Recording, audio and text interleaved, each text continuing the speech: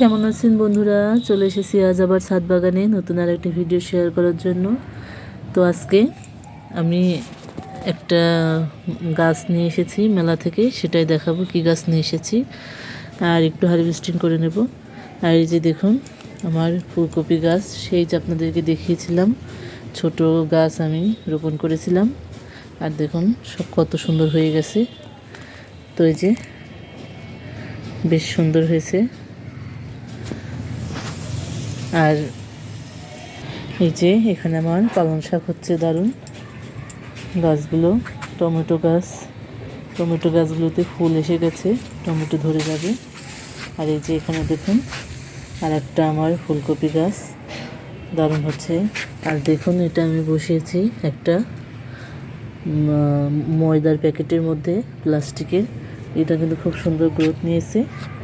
আর এই যে আমার এত সুন্দর ফুল, সেটাও কিন্তু একটা প্লাস্টিকের ব্যাগের মধ্যে কত সুন্দর গ্রোথ হয়েছে দেখুন।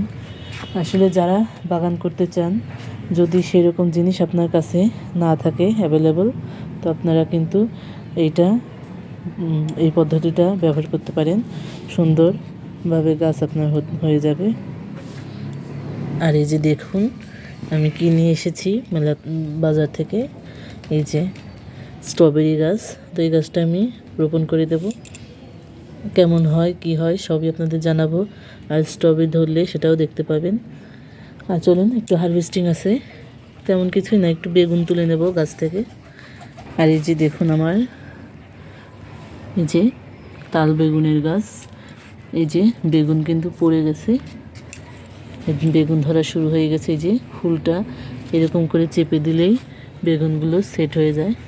এটা এতটাও কষ্ট তেমন কিছুই না, এই বেগুনগুলো খুব সুন্দর করে হয়ে যাবে। এখন আমার একটু হবে না। আর এই যে এখান থেকে তুলে নেব একটা বেগুন। এই যে এটা গরম শীত সব সময়ই হয়, বেগুনটা সারা বছরই আমার বাগানে থাকে।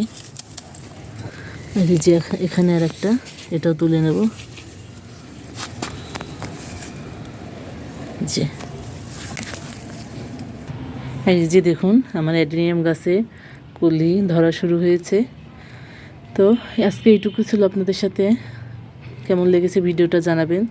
ধন্যবাদ সবাইকে ভিডিওটা এতক্ষণ দেখার জন্য।